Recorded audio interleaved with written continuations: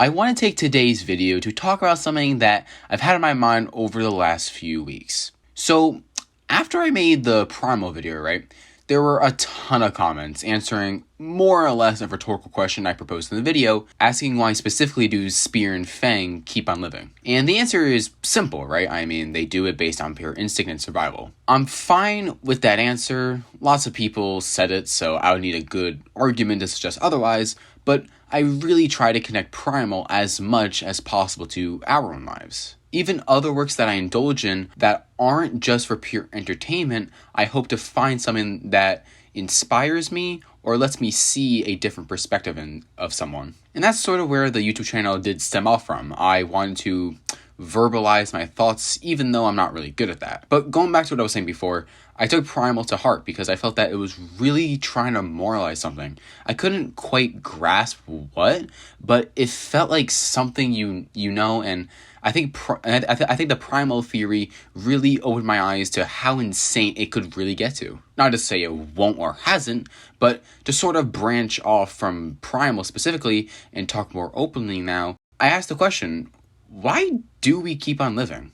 Or more colloquially asked, what's the meaning of life? And I don't think there is a right or wrong answer. I think the answer is going to be different for everyone. It just depends, again, what perspectives people have. For me, I don't know. The easiest answer for this question would simply be to live happily. Most people probably want that, right? So why isn't that the answer? The answer to that question, to me at least, is it's just impossible to live happily your entire life. With time being on your side, it comes down to what events or influences shake you up. There just isn't a reality where everything you do in life and people you see ends up with everything being peaceful, calm, or carefree. There are just so many factors that you are so uncontrollable to you that it just feels like these just aren't possible 100% of the time. And with that understanding, to me, it just seems weird to say, yeah, I'm doing great today. I'm going to wake up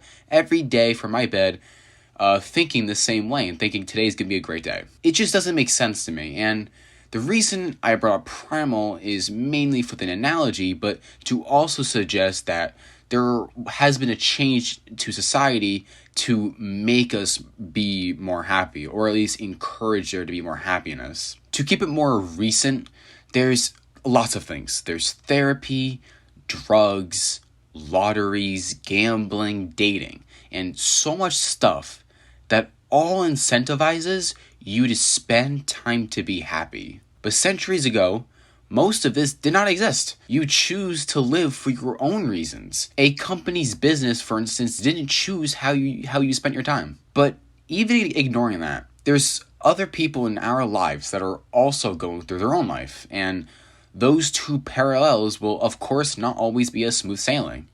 And my main point here is finding happiness seems way too vague for it to be the answer to the meaning of life. And otherwise, I really don't know what my answer would be. I wouldn't say there's someone specific I want to see every day. There's not a goal of mine I want to accomplish in my life. I just feel lost at times.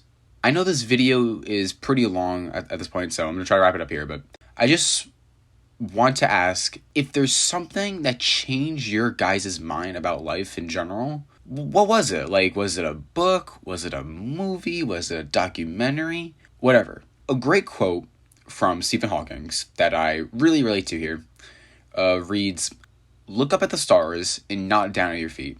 Try to make sense of what you see and wonder about what makes the universe exist. Be curious." I think this is a great quote, at least for me personally, as learning and seeing different perspectives of life truly is wonderful to take in. That's why I really enjoy animation specifically, because I check out many things. I don't just do one side of stuff. I don't just watch one genre. I don't just watch one thing. I do multiple genres. I see multiple perspectives, multiple storytellers. And all of this is just nice. It's just nice to see different stuff. That's why I like content. I like absorbing all this kind of stuff. That quote really speaks to me, and I want to see what you guys, what stuff speaks to you. Thank you guys so much for watching today's video and listening to my rant, and I hope you all have a great rest of your day. Take care.